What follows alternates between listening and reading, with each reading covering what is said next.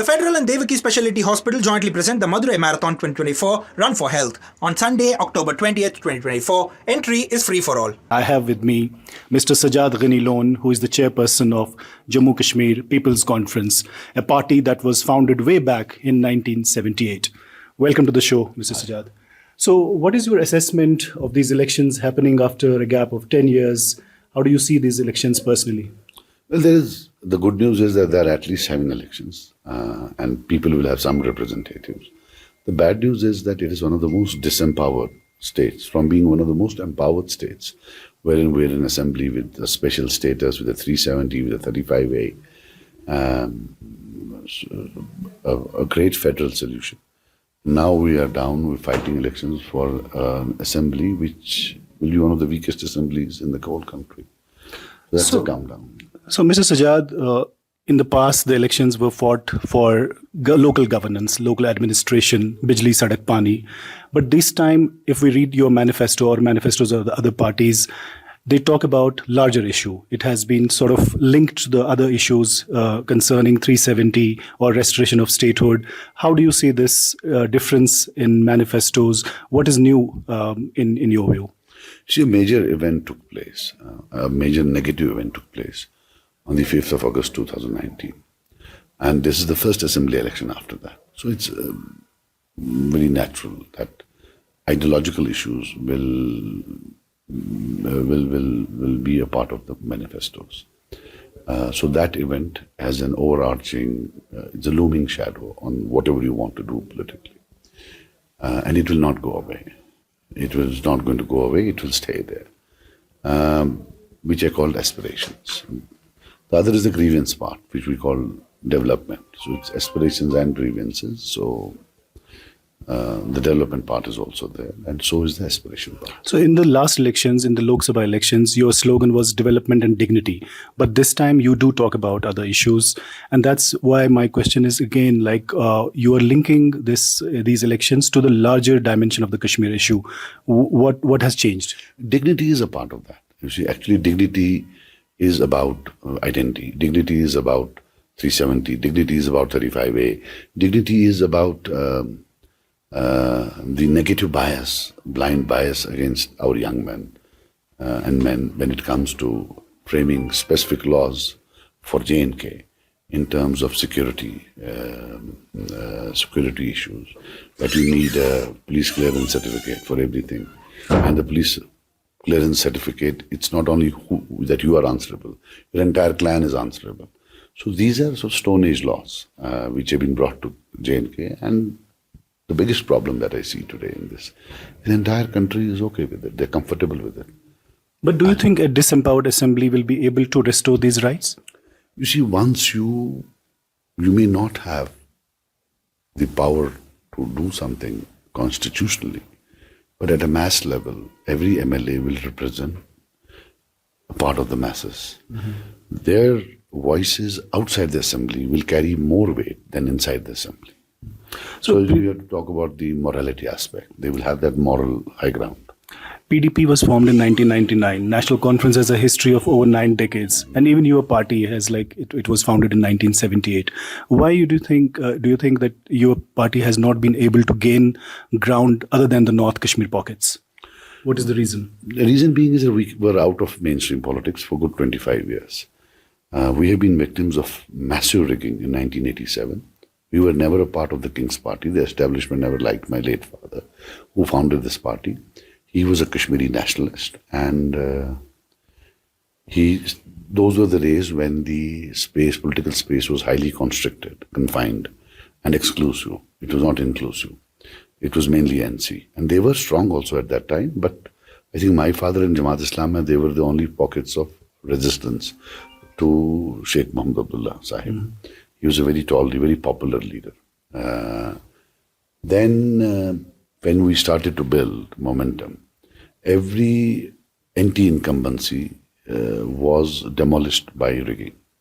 There was rigging in 83 also, but that was small, confined to some places, because at that time NC was strong. They didn't have to confine, So then came 1987, where the anti-incumbency threatened to overwhelm the ruling party, and they went for massive rigging. Then we did not participate. Point is that I said this in an interview also. Many people ask me, why did you go and meet Mr. Modi before elections in 2014? My point is simple, that the establishment at that time had decided that given the credentials of his late father, it might not be in the interest of the it might not be in the fitness of things, that national interest may not be served if we allow him to win. You call yourself a separatist. Your father a separatist. You were at one point in time, and then you joined the mainstream after a second thought. But do you think you still are being kind of, as you have pointed out many a time, that you are being still viewed from that lens of being associated with a separatist ideology, and also your father-in-law, who he was one of the founders of the JKLF? Look, I'll tell you, if for the matter of a police verification certificate, the state can be so petty to check your whole clan. They do the same in politics also. So I do believe that at times I have to pay for whose son I am, or who is my father-in-law, and even who is my wife. Given that she's a Pakistani citizen. Given there's a very right-wing government there, these things matter. And the most laughable or the comedy part of it is that then people for whom this mainstream space is reserved as their exclusive birthright, they accuse me of being in collusion with right-wing parties like BJP and other things. So when I go to Delhi, there's a needle of suspicion which has been planted by agencies and by these parties. And then there is this other. But didn't you at one point in time also said that Mr. Modi treated you like a younger brother? Yeah, in a matter like you come here and you tell someone that Sajjad Sahab was very hospitable, he treated like my brother. So it was a mannerism. It was a kind of mannerism which Delhi media, Indian media, they did it on purpose to finish me off. But my people were good here, so they don't. Otherwise, what is in a remark? You tell me. This Bada Bhai remark has been, what is wrong in it? So how do you see the entire electoral process if we see, like, right from 1951, when the first elections to the Constituent Assembly took place, right up to 1972, the elections were a farce. All elections were farces. And then you talk about 83 part rigging and 87 massive rigging. So now a disempowered assembly. And now you are fighting on some issues which are broader in theme, like some touch upon foreign policy, like whether talks with Pakistan should be held. So how do you see a disempowered assembly can address all these issues, apart from the moral, or what you call moral or emotional point of view? You see, like you had technological evolution and inventions. So democracy being selective and democracy being stifled is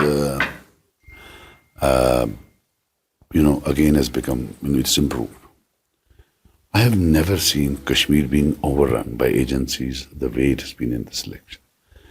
Nobody has an idea who is with whom. I can assure you, with all humility and with all credibility at my command, that there is not a single party which has not had talks with somebody in Delhi, either governmental, political, non-governmental.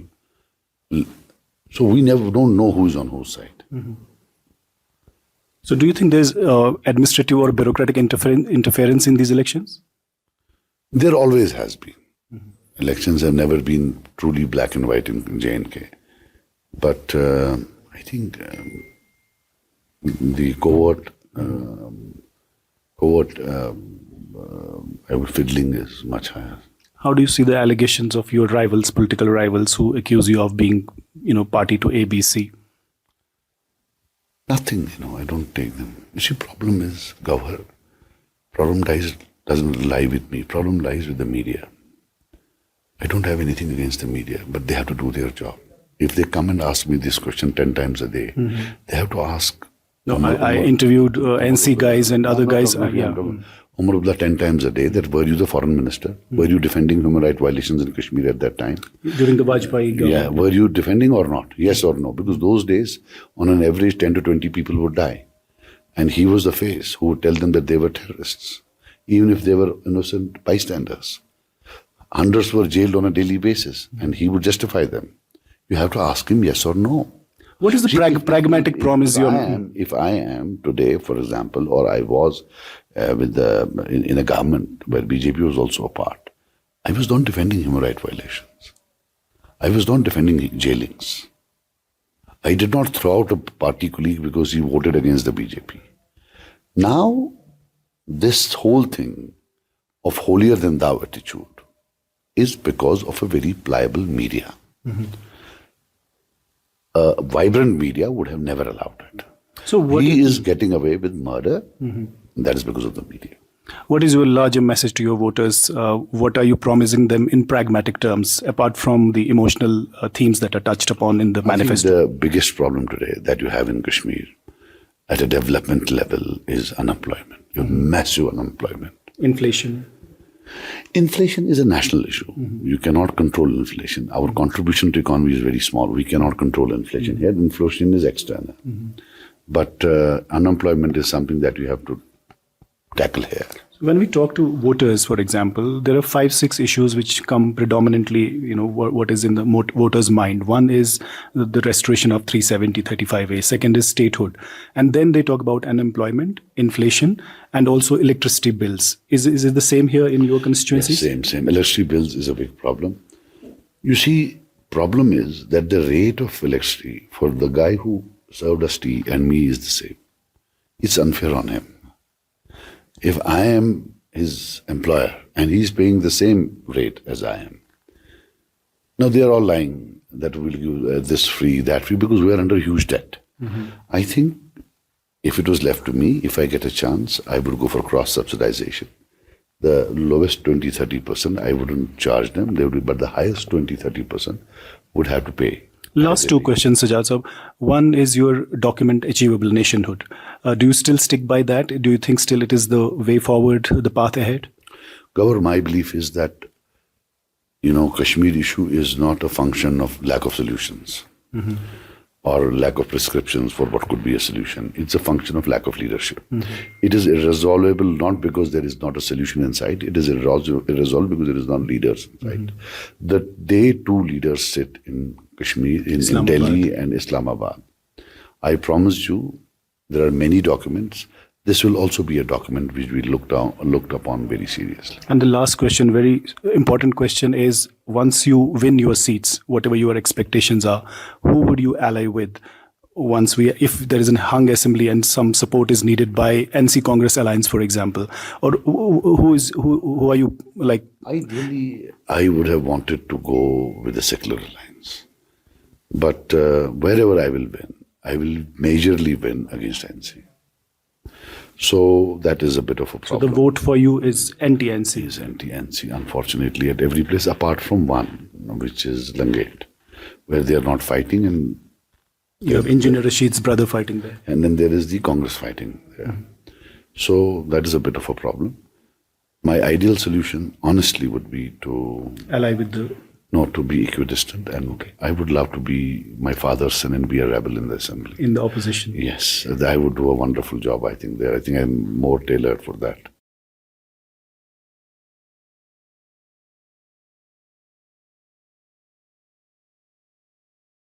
The Federal and Devaki Specialty Hospital jointly present the Madurai Marathon 2024 Run for Health on Sunday, October 20th, 2024. Entry is free for all.